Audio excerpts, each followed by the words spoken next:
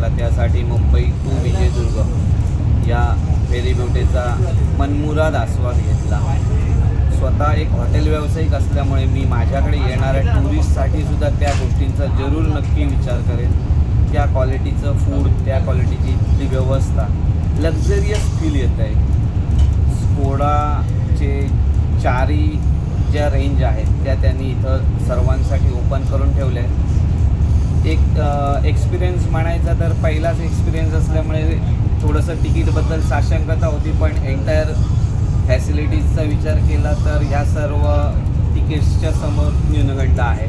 लोक जरूर त्याचा विचार करतील आणि ही फेरीबोट जी आहे ती कंटिन्यूसाठी जर चालू राहिली तर नक्कीच पर्यावरणाला पूरक असा व्यवसाय व्यापार चालेल।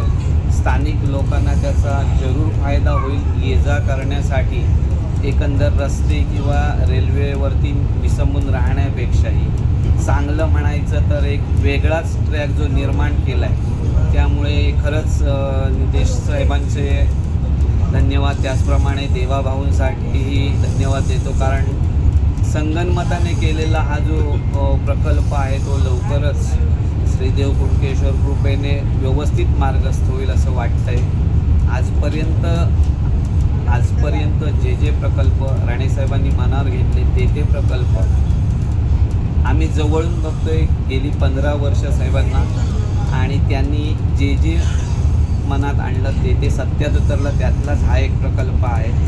अपेक्षा अशी करतो की लोकांनी सुद्धा त्याचा योग्य तो लाभ उठवावा आणि स्थानिक लोकांनी इन्वॉल्व होऊन आपला रोजगार उद्योगधंदा कसा वाढेल याकडे लक्ष देऊन ह्या प्रकल्पाचा अधिक लोकांपर्यंत कसा अभिप्राय कळेल त्यासाठी पण प्रयत्न करावे।